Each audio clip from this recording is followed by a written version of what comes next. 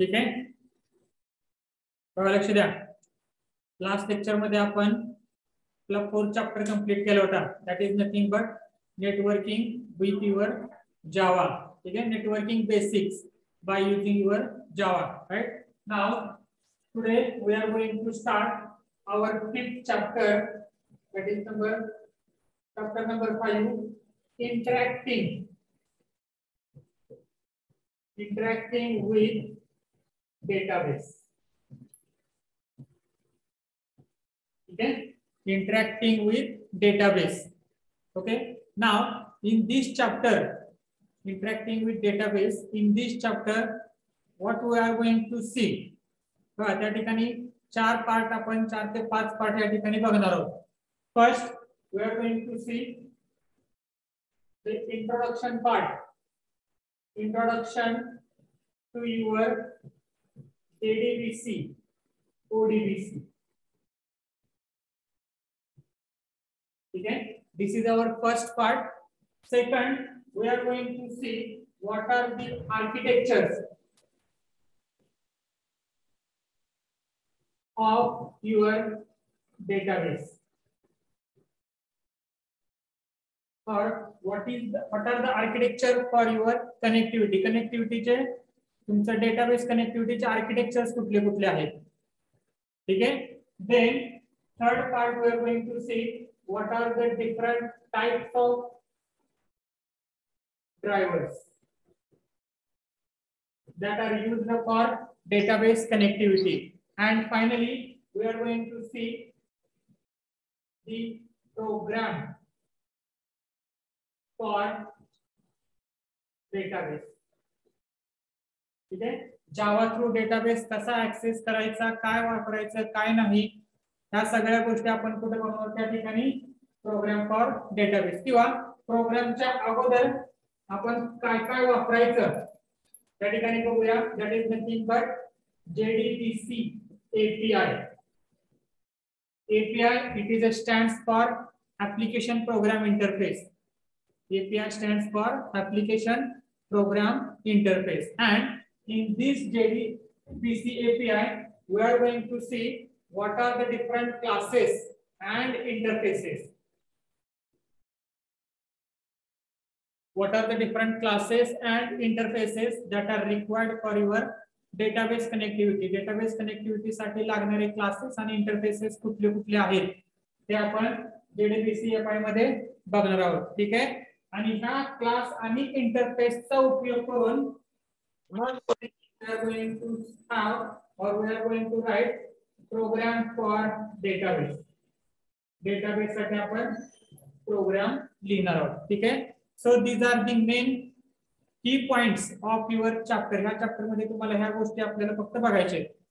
पहिल्यांदा introduction part राहील, त्यानंतर आर्किटेक्चर्स कुठले कुठले आहेत, त्यानंतर ड्रायव्हर्स कुठले कुठले आहेत. ठीक आहे, त्यानंतर क्लासेस आणि इंटरफेसेस कुठले कुठले यूज केले जातात. अँड फायनली हाऊ और what with the help of these classes and interfaces we are going to write one program for connecting the database. Database connect करण्यासाठी आपण एक प्रोग्राम लिहिणार आहोत. ठीक आहे, लक्षात राहील. So in that now we are going to see the first part, that is nothing but what is the introductory part of your JDBC and ODBC. ठीक आहे, बघा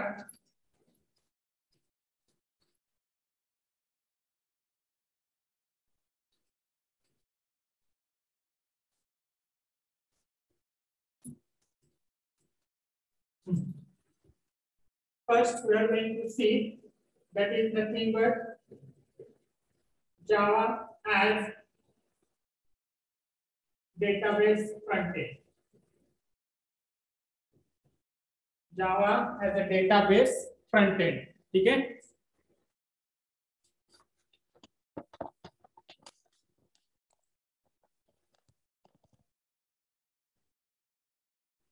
right? आता Java as a database front end means what? Most of the software now, whatever we are using the software today, ठीक है, आता जे आपण software use करतोय, most of the softwares are depends on a database. जवळपास सगळे software हे तुमचे डेटाबेस वरती डिपेंड्स आहे. जवळपास सगळे सॉफ्टवेअर हे तुमचे कशावरती डिपेंड्स आहे, डेटाबेस वरती डिपेंड्स आहे. ठीक आहे. And whenever we are accessing that database we are using different languages. आपण वेगवेगळ्या लँग्वेज काय करून त्या ठिकाणी यूज करतोय. ठीक आहे. म्हणजे तुमचं वेब पेज असेल त्या ठिकाणी तुमचं जावा ASP ठीक आहे ते यूज केलं जातं. एखादं सॉफ्टवेअर असेल त्या ठिकाणी ASP.NET मधून तयार केले जातात. काही सॉफ्टवेअर जावा मधून तयार केले जातात. ठीक आहे. मग आता डेटाबेस ज्यावेळेस तुम्ही डेटाबेस म्हणता त्या डेटाबेसचं काय काम असतं, database it is used to store the data. त्या डेटाबेसचं मेन काय काम आहे, that is used for to store the data. लक्षात राहील. अँड जावा ऑफर्स, ज्यावेळेस तुम्ही जावा यूज करता डेटाबेस कनेक्टिव्हिटी साठी, it is having some benefits which provides a front end application for a database server. Front end application for database server means what? Whatever you want to perform in your database, तुम्हाला database वरती काही perform करायचं असेल, database वरती काही perform करायचं असेल, for example if you want to insert data into database, तुम्हाला डेटाबेस मध्ये डेटा इन्सर्ट करायचा आहे, you want to retrieve the data, you want to update the data, you want to delete the data. ठीक है. All that database activity or all that database operations can be performed by using any language. कुठलीही language वापरून तुम्ही ते perform करू शकता. But what is the benefit of your Java language? Why? Or by using it as a front end. बघा आता या ठिकाणी मी समजा तुमचं मशीन आहे ज्याच्यावरती तुमचा जावा प्रोग्राम आहे. ठीक आहे. आणि हा तुमचा डेटाबेस आहे. हा काय तुमच्या या ठिकाणी database, that is you are accessing. तुम्ही डेटाबेस तो काय करताय या ठिकाणी ऍक्सेस करताय. ठीक आहे. जावाचा एक सगळ्यात महत्त्वाचं फीचर आहे बघा. जावाचा एक सगळ्यात महत्त्वाचं फीचर काय आहे तुमचं, whenever a Java program is written and it is compiled, whenever Java program is written and it is compiled, it will create a bytecode. तो काय जनरेट करतो त्या ठिकाणी, bytecode जनरेट करतो. and this bytecode is a platform independent. तो bytecode जो आहे तो काय राहतो तुमच्या ठिकाणी प्लॅटफॉर्म इंडिपेंडेंट राहतो. ठीक आहे. मनो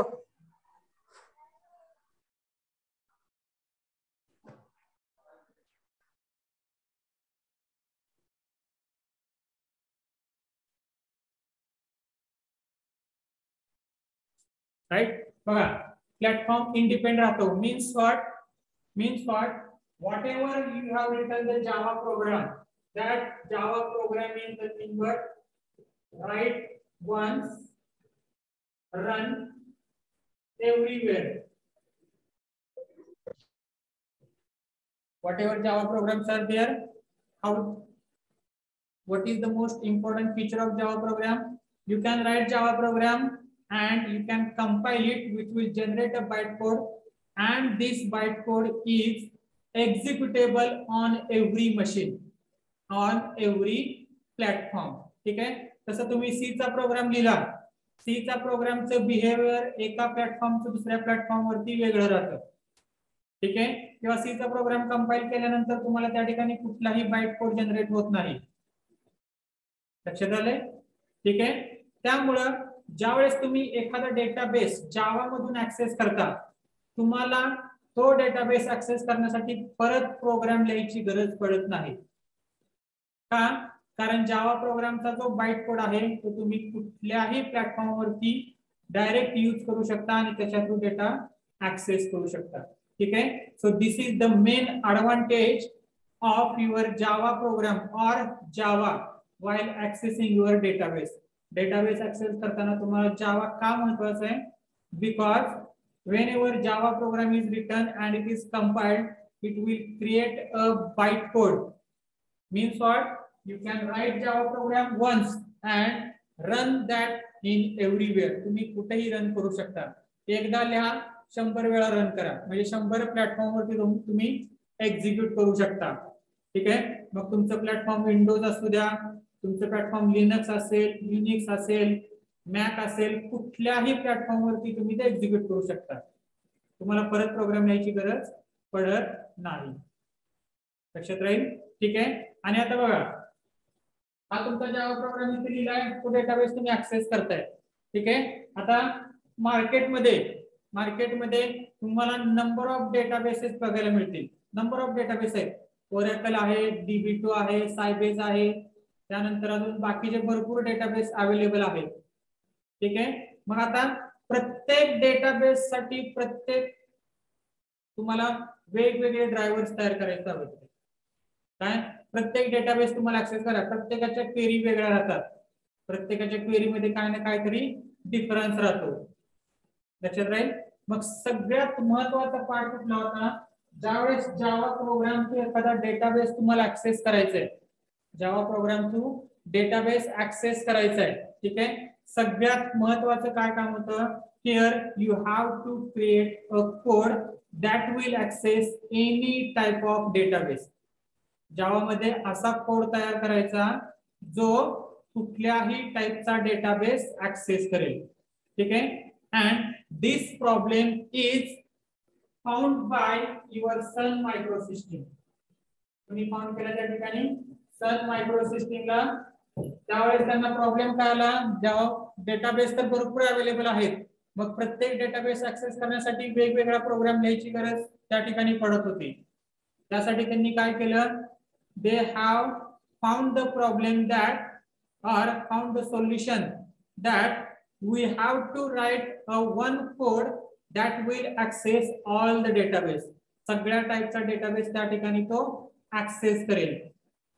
लक्षात राहील. मग तो कुठलाही डेटाबेस असू दे तुमचा. and this problem is solved by your microsystem in 1996, where they have generated the API that is nothing but JDBC API. त्यावेळेस त्यांनी काय तयार केलं, त्या ठिकाणी JDBC API तयार केलं. with the help of this application program interface API you can access any type of data. तुम्ही कुठल्याही टाइपचा डेटाबेस त्या ठिकाणी ऍक्सेस करू शकता. लक्षात राहील. ठीक आहे. आता ज्यावेळेस JDBC इन्व्हेंट झालं त्याच्या अगोदर बघा, ते जावा JDBC आहे, it is entirely written in Java language. ते पूर्णपणे कशात लिहिलेले आहे, त्या ठिकाणी जावा लँग्वेज मध्ये लिहिलेलं आहे. त्याचा लॉंग फॉर्मच आहे जावा डेटाबेस कनेक्टिव्हिटी. JDBC चा लॉंग फॉर्म काय, Java database connectivity, and it is given by your Sun Microsystem in 1996. ठीक आहे. But before that, for accessing a database,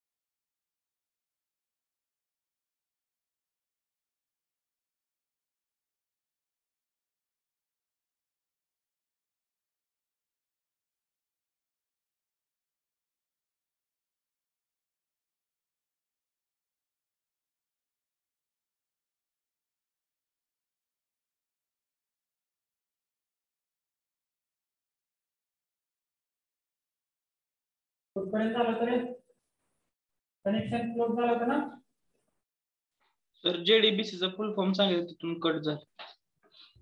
ठीक आहे. चला बघा, आता JDBC चा फुल फॉर्म काय आहे, ठिकाणी Java database connectivity, and this is entirely written in Java. हे जे आहे, हा API जो तयार केलेला आहे हा पूर्णपणे जावा मध्ये तयार केलेला आहे. म्हणजे जावा प्रोग्राम म्हणून जावा कोडिंग यूज करून तो तयार केलेला आहे. कुठला तुमचा JDBC. ठीक आहे. जावा JDBC च्या अगोदर जेडीबीसीच्या अगोदर त्या ठिकाणी ओडीबीसी यूज केलं जात होतं. ODBC it stands for open database connectivity. ते काय होतं त्या ठिकाणी open database connectivity and it is given by using और इन्व्हेंटेड. तयार कोणी केलं होतं त्या ठिकाणी मायक्रोसॉफ्टनं ओडीबीसी प्लॅटफॉर्म तयार केला होता किंवा ओडीबीसी ड्रायव्हर्स त्या ठिकाणी तयार केले होते. ठीक आहे. And all that ODBC is written entirely written in C language. ते कुठल्या लँग्वेज मध्ये तयार केले त्यांनी? सी लँग्वेज वापरून तयार केलं होतं. ठीक आहे. मग सी लँग्वेजचा ड्रॉबॅक काय आहे तुमच्या त्या ठिकाणी? सी लँग्वेजचा प्रोग्राम तुम्ही कंपाइल केल्यानंतर त्या ठिकाणी कुठल्याही टाईपचा बाईट कोड तयार होत नाही. त्यामुळं जर तुम्ही विंडोज वरती एखादा डेटाबेस ओडीबीसी मधून वापरत असाल तर त्या ह्याच्यावरती तुम्हाला ओडीबीसी एपीआय इन्स्टॉल करून एक्झिक्यूट करावं लागत होते. सेम टेक्निक तुम्हाला दुसऱ्या ह्याच्यावरती पण परत प्रोग्राम एक्झिक्यूट करून डेटाबेस ऍक्सेस करायचा. लिनक्स वरती डेटाबेस तुमचा प्रोग्राम एक्झिक्यूट करून डेटाबेस ऍक्सेस करायचा. ठीक आहे. म्हणजे ज्यावेळेस ओडीबीसी होतं प्रत्येक वेळेस तुम्हाला प्रोग्राम एक्झिक्यूट करायला लागत होता. प्रत्येक वेळेस प्रोग्राम तुम्हाला एक्झिक्यूट करायला लागत होता. ठीक आहे. आणि त्याचं सोल्युशन म्हणून सन मायक्रो सिस्टीमने काय तयार केलं? JDBC which entirely written in Java language. आणि जावा लँग्वेजचं महत्वाचं फीचर आपण बघितलं काय? Write once run everywhere. एकदा लिहा कुठेही एक्झिक्यूट करा. म्हणजे तुम्हाला प्रोग्राम परत परत कंपाइल करायची गरज लागत नाही. बाईट कोड एका मशीनवरून दुसऱ्या मशीनवर कॉपी करा, एक्झिक्यूट करा, तुम्हाला तुमच्या त्या ठिकाणी डेटाबेस ऍक्सेस केला जाईल. लक्षात राहील. आणि हे कधी दिलं होतं? Sun Microsystem in 1996 they have created the database API that is nothing but JDBC API for connecting the database.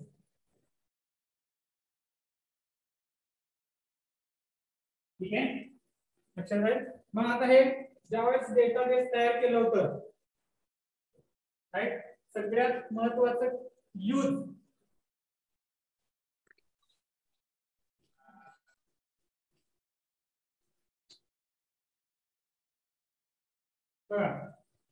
Database हा सगळ्यात जास्त प्रमाणात कुठे यूज केला जातो तर ते तुमचा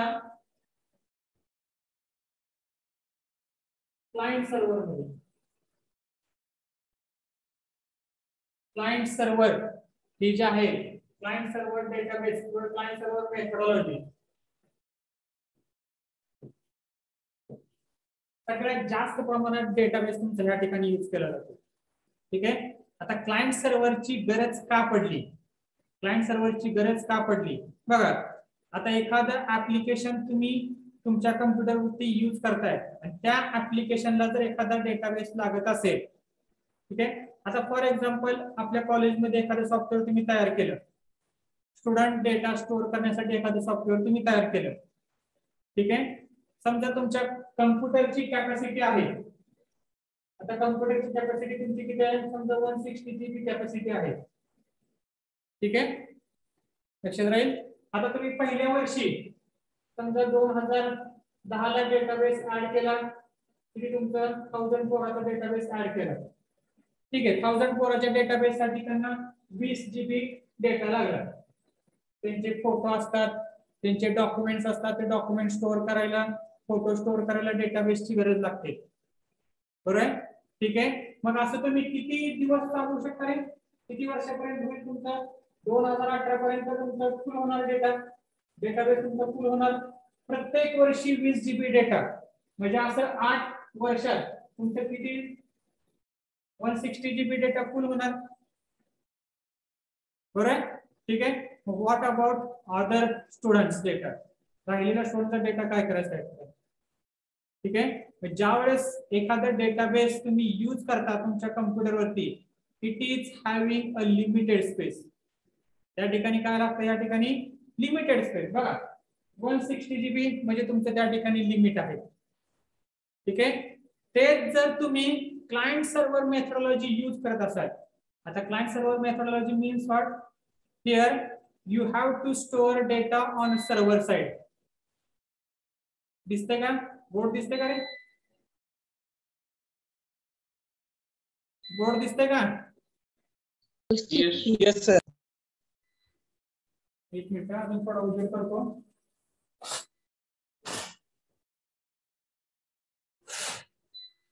बघा आता क्लायंट सर्व्हर मेथोडॉलॉजी मध्ये कसं होतं, your machine is a working as a client. तुमची मशीन काय म्हणून काम करते या ठिकाणी?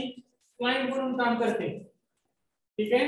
And this machine is connected to one of the server which is available on internet. हे तुमचं इंटरनेट आहे. ठीक आहे. हा तुमचा क्लायंट आहे. and this is a database server. हा काय झाला तुमच्या ठिकाणी? Database server. ठीक आहे. तुम्ही जर तुमचा डेटा डेटाबेस सर्व्हर वरती स्टोअर करत असाल, there is no limitation for storage of data. Data store करण्याचे कुठलेही लिमिटेशन त्या ठिकाणी तुम्हाला दिले जात नाहीत.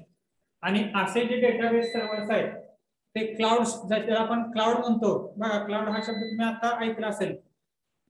ठीक आहे. क्लाउड म्हणजेच काय? That is data storage. हे काय तुमचं त्या ठिकाणी डेटा स्टोरेज आहे. लक्षात राहील. मग हा जो डेटाबेस तुम्ही लोकल मशीन वरती स्टोअर करणार आहात, तो कशावरती स्टोअर करायचा आपल्याला? त्या ठिकाणी डेटाबेस सर्व्हर वरती स्टोअर करायचा आहे. ठीक आहे. मग आता डेटाबेस सर्व्हर वरती डेटा स्टोअर करायचा आहे. And for storing, retrieving, updation, deletion of your database you must have some type of language. कुठल्या तरी टाइपची लँग्वेज त्या ठिकाणी तुम्हाला गरजेची आहे. लक्षात राहील. and that language is invented by the IBM. कुठली लँग्वेज माहिती आहे का? डेटाबेस हँडल करण्यासाठी कुठली लँग्वेज यूज केली जाते? SQL sir. SQL. कुठली लँग्वेज यूज केली जाते? SQL. that is nothing but structure query language. ठीक आहे. लॉन्ग फॉर्म काय त्याचा? Structure query language.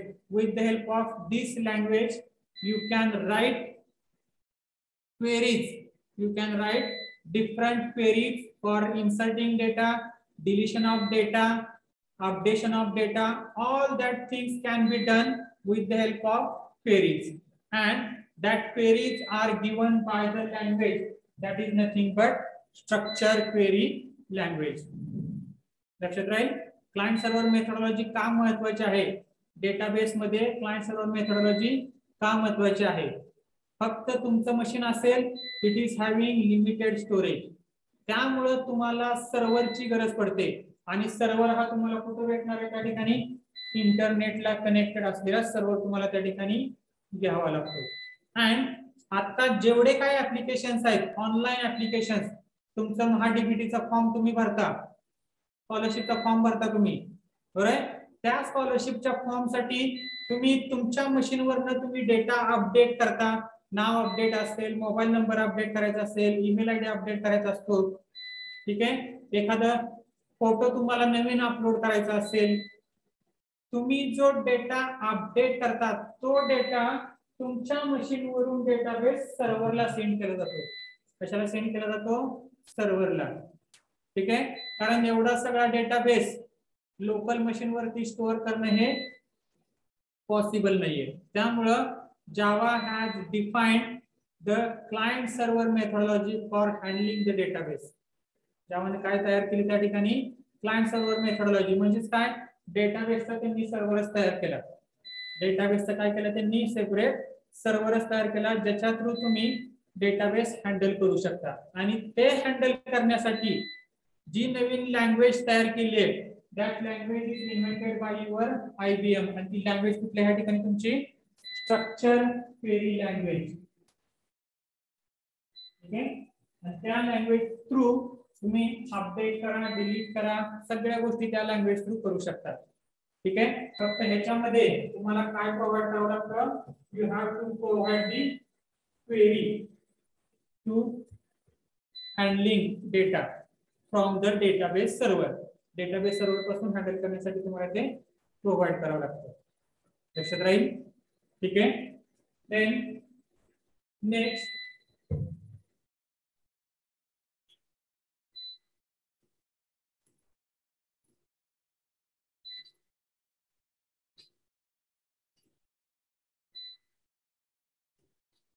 नेक्स्ट बघा सॉफ्टवेअर आर्किटेक्चर.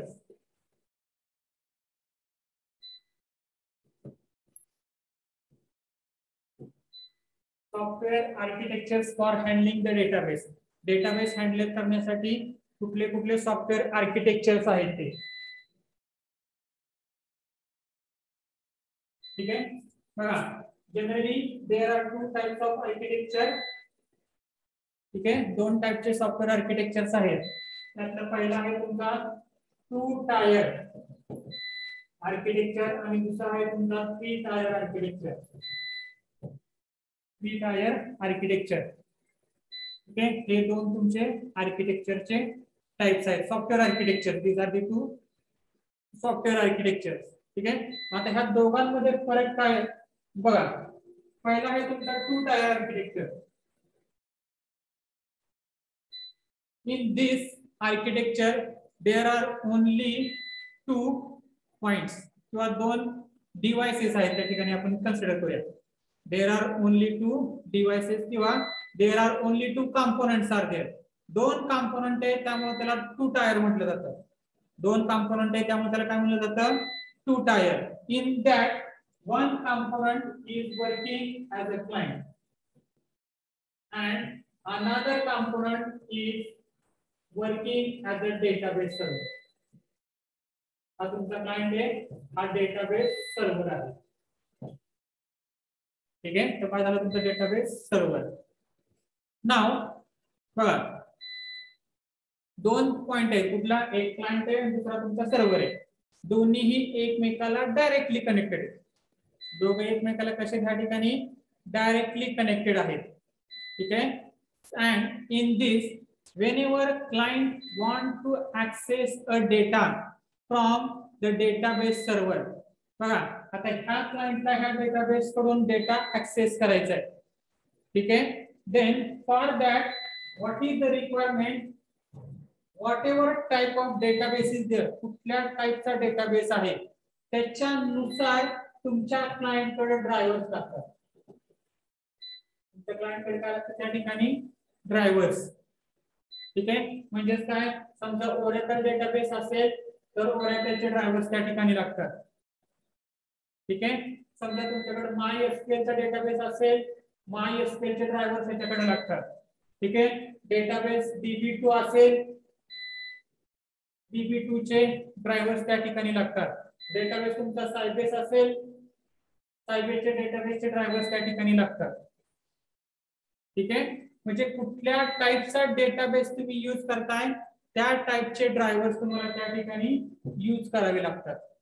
ठीक आहे, and if by default or by chance if your database get change, database server get change, तुमचा database server जर change झाला, डेटाबेस सर्व्हर जर चेंज झाला तर तुम्हाला त्याच्यानुसार तुमचे ड्रायव्हर सुद्धा काय करावे लागतात, अपडेट करावे लागतात.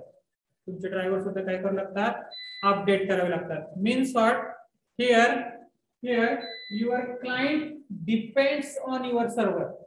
तुमचा क्लायंट हा कशावरती डिपेंड आहे, सर्व्हर वरती डिपेंड आहे. Or you can say that according to the driver you have to select the database server. ठीक आहे, म्हणजे तुमचा डेटाबेस सर्व्हर सुद्धा क्लायंट वरती डिपेंड राहतो.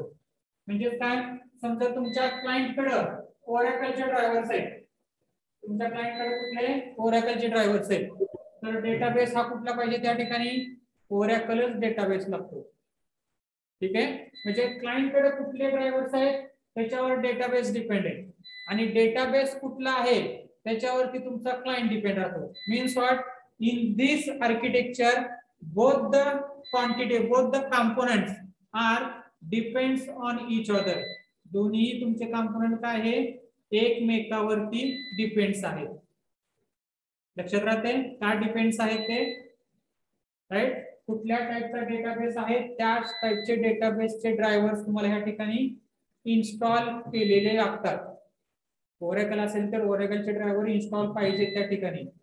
आणि समजा तुमचा पहिला डेटाबेस ओरेकल आहे आणि डेटाबेस चेंज होऊन जर तो MySQL किंवा DB2 झाला तर तुम्हाला त्या ठिकाणी तुमचे ड्रायव्हर सुद्धा चेंज करावे लागतात.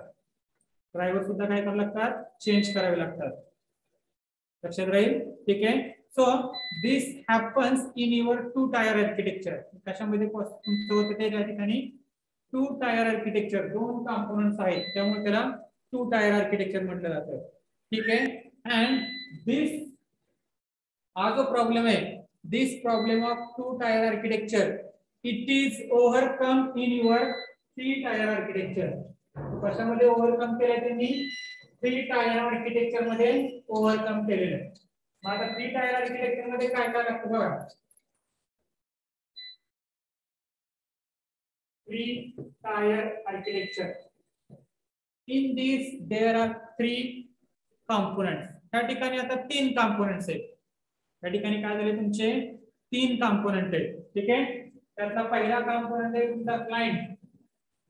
ठीक आहे. त्यानंतर दुसरा कॉम्पोनंट येतो तुमचा JDBC API, application program interface. And तिसरा कॉम्पोनंट येतो तुमचा सर्व्हर. हा तुमचा सर्व्हर झाला, हा तुमचा क्लायंट. ठीक आहे. त्या दोघांच्या मध्ये कोण काम करतो तुमचा त्या ठिकाणी, JDBC API काम करतो किंवा थर्ड पार्टी. याला आपण काय नाव दिले या ठिकाणी, third party. Third party drivers. ठीक आहे. तुमचे third party drivers. For example आपण JDBC API आहे. ठीक आहे. नाव what is the use of this third component in your client server methodology, किंवा क्लायंट सर्व्हरच्या मध्ये हा तिसऱ्या ह्याचं काय काम राहतं. ठीक आहे. सो मग अशी जे ड्रॉबॅक बघितलं आपण, काय क्लायंट कडचे चेंजेस हे तुम्हाला सर्व्हर कडे पण चेंज करावं लागतात, किंवा सर्व्हर चेंज झाला की तुम्हाला क्लायंट चेंज करावा लागतो. बरोबर आहे. तसं ह्या ठिकाणी changes from client side and server side it will not affect to each other. It will not affect to each other means what, server कुठला चेंज झालाय हे क्लायंटला काही घेणं देणं नाहीये, किंवा क्लायंटला माहित पण नसतं की तो कुठला सर्व्हर यूज करतोय. तो client does not have any information about which type of database it is accessing, and database server is also don't know which client with which drivers it is accessing that. कुठला client आहे त्याच्यावरती कुठले drivers install आहेत, तो तुमचा data access करतो हे सर्व्हरला सुद्धा माहित नसतं. ठीक आहे. ह्या दोघांचं जे कम्युनिकेशन होतं, क्लायंट आणि तुमचा डेटाबेस सर्व्हर जो आहे, त्या दोघांचं कम्युनिकेशन जे ऑफर होतं, that offered through your API third party drivers. ते कोण ऑफर करतो तुमच्या ठिकाणी, थर्ड टायर. हे तुमचं जे आहे ते तुमचं थर्ड टायर आहे. मग हे कसं वर्क होतं बघा. आता समजा क्लायंट कडे ओरॅकलचे ड्रायव्हर्स आहेत, क्लायंट कडे ओरॅकलचे ड्रायव्हर्स आहेत, आणि ह्या ठिकाणी जर डेटाबेस तुमचा DB2 असेल. ठीक आहे. क्लायंटला काय करतोय, क्लायंट स्वतःकडचे ड्रायव्हर्स आहेत त्याच्या थ्रू क्वेरी फायर करतो. म्हणजे काय, समजा याने क्वेरी फायर केली, सिलेक्ट स्टार फ्रॉम तुमच्या डेटाबेसचं नाव काय असेल ते टेबलचं नाव. ठीक आहे. So your query first goes to your JDBC API. पहिल्यांदा कुठे जाते, तुमच्या JDBC API ला जाते. ठीक आहे. तो आलेली क्वेरी कुठल्या ड्रायव्हर्स थ्रू आले त्याची माहिती घेतो, कुठल्या टेबल थ्रू डेटा ऍक्सेस केलाय, तो टेबल कुठल्या डेटाबेस मध्ये आहे तो चेक करतो, आणि आलेल्या क्वेरी त्या डेटाबेस म्हणजे कुठला तो DB2 मध्ये कन्वर्ट करून पुढे पाठवतो. लक्षात आलं. म्हणजे आलेली क्वेरी कुठली होती, ओरॅकल ड्रायव्हर्स थ्रू आली होती, आणि इथून जाणारी क्वेरी जी आहे ती कुठली राहणार तुमची त्या ठिकाणी DB2 ची जाते. ठीक आहे. So your JDBC API or third party API, it will work as an interface between your client and server. Client आणि सर्व्हर मधला कम्युनिकेशन ऑफर करायचं काम हे तुमच्या थर्ड पार्टीचं राहतं. हे कुणाचं राहतं, थर्ड पार्टीचं. ठीक आहे. मग आता समजा इकडे डेटाबेस DB2 च्या ऐवजी सायबेस झाला. DB2 च्या ऐवजी सायबेस झाला. त्याचा अफेक्ट हा क्लायंट वरती होत नाही. त्याचा अफेक्ट हा क्लायंट वरती होत नाही, कारण क्लायंटला माहितच नाहीये तो कुठला डेटाबेस ऍक्सेस करतोय. तो क्लायंट डेटाबेस क्वेरीज कुठे सेंड करणार, API ला सेंड करणार. API चेक करणार कुठल्या टाइपचा ड्रायव्हर्स किंवा कुठल्या टाइपचा डेटाबेस तो ऍक्सेस करतोय, त्याच्या थ्रू तो त्या ठिकाणी क्वेरीज फॉरवर्ड करतो. ठीक आहे. त्यामुळे हा जो API आहे, this have all the drivers installed on it. सगळ्या टाइपचे ड्रायव्हर्स त्या ठिकाणी इन्स्टॉल केलेले असतात. ठीक आहे, लक्षात राहील. त्यामुळं त्याच्यामध्ये 3 कॉम्पोनंट असल्यामुळं this architecture it is called as a 3 tier architecture. त्या आर्किटेक्चरला काय म्हणलं जातं या ठिकाणी, 3 टायर आर्किटेक्चर. लक्षात राहील. समजले का 3 टायर का म्हणायचं ते? समजले का सगळ्यांना 3 टायर आर्किटेक्चर का म्हणायचं? Speak out. सर रिपीट करा एकदा.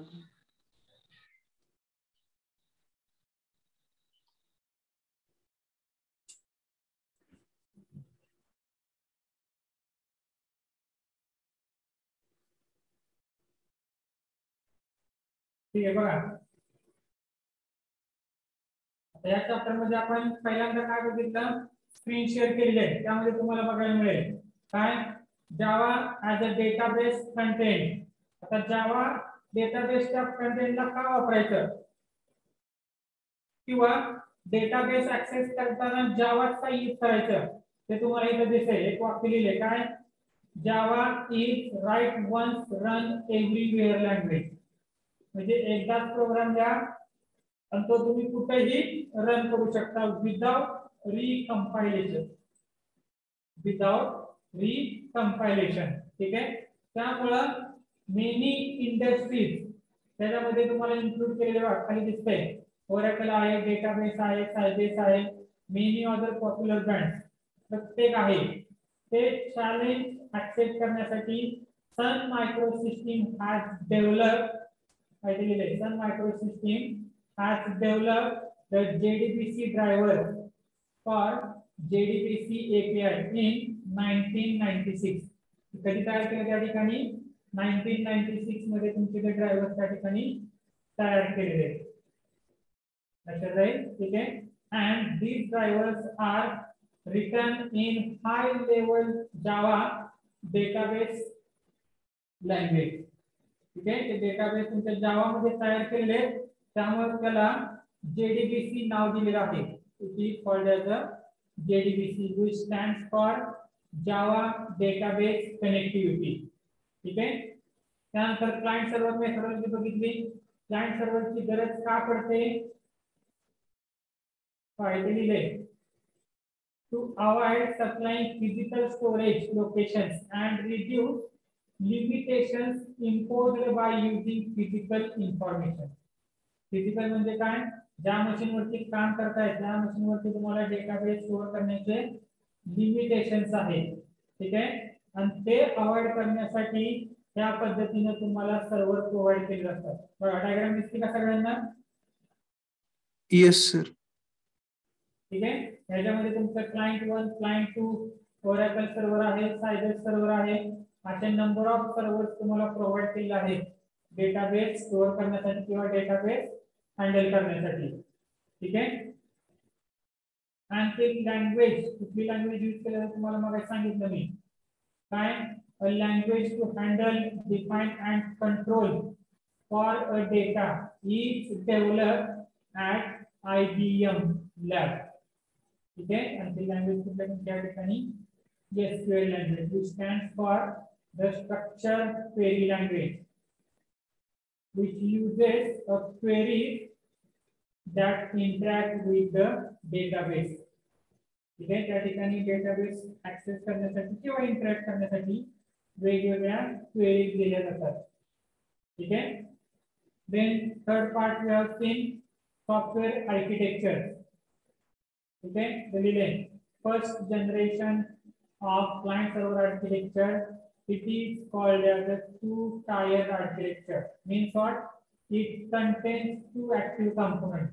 कुठले 2 component होते, First one is the client which requests the data, and another one is the server which delivers the data. So I have to in total client आणि server. ठीक आहे, त्याच्यामध्ये आपण problem काय बघितला, सर्व्हर जर चेंज झाला, according to your client must have to change the driver. तुमच्या क्लायंटला ड्रायव्हर सुद्धा चेंज करायला लागत होते. ठीक आहे, किंवा तुमचा क्लायंटचे ड्रायव्हर चेंज झाले, त्याच्यानुसार तुम्हाला डेटाबेस सुद्धा चेंज करावा लागत होता. Means what, it is having changes at one side which affect the other side. दुसऱ्या साइडला तुम्हाला ते अफेक्ट करत होतं. ठीक आहे, म्हणजे एका साइडला काही चेंज झालं तर दुसऱ्या साइडला सुद्धा तुम्हाला चेंज करावं लागत होतं. त्याच्याऐवजी त्यांनी काय केलं, they have created a third three-tiered architecture. बघा, दिलेल्या डायग्राम मध्ये तुम्हाला 3 ऍक्टिव्ह कॉम्पोनंट दिसतील. ठीक आहे, पहिले जावा application, that is nothing but client. Second one is the JDBC, and third one is the database server, where all the operations from client and server are done with the help of your JDBC. ते JDBC च्या through handle केले जातात. ठीक आहे, आता JDBC च्या through handle करायचे म्हणजे काय, हियर दे आर युजिंग और client sending request to the database server for accessing the data. For that it must be sent to first JDBC. ते पहिल्यांदा कशाला सेंड केले जातात, JDBC ला सेंड केले जातात. आणि JDBC चे काय काम आहे, कुठल्या टाइपची रिक्वेस्ट आहे आणि ती कुठल्या टाइपच्या सर्व्हर साठी आहे ते दोन्ही चेक करायचं आणि according to your request is forwarded. त्यानंतरच तुमची रिक्वेस्ट काय केली जाते, फॉरवर्ड केली जाते. ठीक आहे, बघा इथे लिहिले आहे ऍडव्हान्टेजेस काय, it can change one part without affecting the other. म्हणजे काय, एका साइडचा चेंज झाला तर त्याचा दुसऱ्या साइडला काहीही अफेक्ट होत नाही. ठीक आहे, आणि दुसरं काय, it can connect to different types of database without changing code. तुम्हाला कोड सुद्धा चेंज करायची गरज लागत नाही. तिसरी महत्त्वाची गोष्ट, specialisation, presentation, business logic, data management fast होतं. It can catch the queries. Catch the queries means what, store करू शकतो. तो क्वेरीज काय करू शकतो, स्टोर करू शकतो. ठीक आहे, फक्त त्याचे ड्रॉबॅक काय, हायर कॉम्प्लेक्सिटी, थोडा अवघड जातं. हायर मेंटेनन्स तुम्हाला जास्त लागतं. Lower network efficiency, more parts to configure and buy. 3 tier architecture असल्यामुळे तुम्हाला काही एक्स्ट्रा पार्ट सुद्धा कॅल्क्युलेट किंवा कॅरी बाय करावे लागतील. ठीक आहे, पण ड्रॉबॅक, त्याचं जर ड्रॉबॅक आहे त्याचा ऍडव्हान्टेज काय, एका साइड समजा डेटाबेस सर्व्हर जरी चेंज झाला, क्लायंटला त्याच्याशी काही घेणं नसतं. ठीक आहे, डेटाबेस ओरेकलचा डेटाबेस फुल झाला, सायबेस झाला, तरी ते क्लायंटला त्याच्याबद्दल काहीही इन्फॉर्मेशन नसते. क्लायंटचं काय काम आहे, फक्त डेटाबेस ऍक्सेस करणे, आणि एवढंच काम तो करतो तुमचा.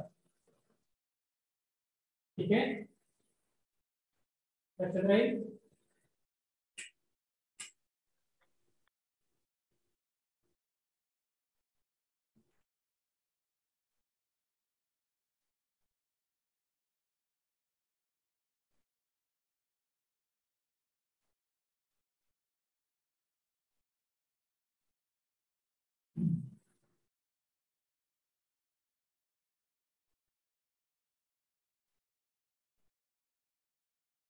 ठीक आहे, पहिला पार्ट आपण नेक्स्ट लेक्चरला बघूया.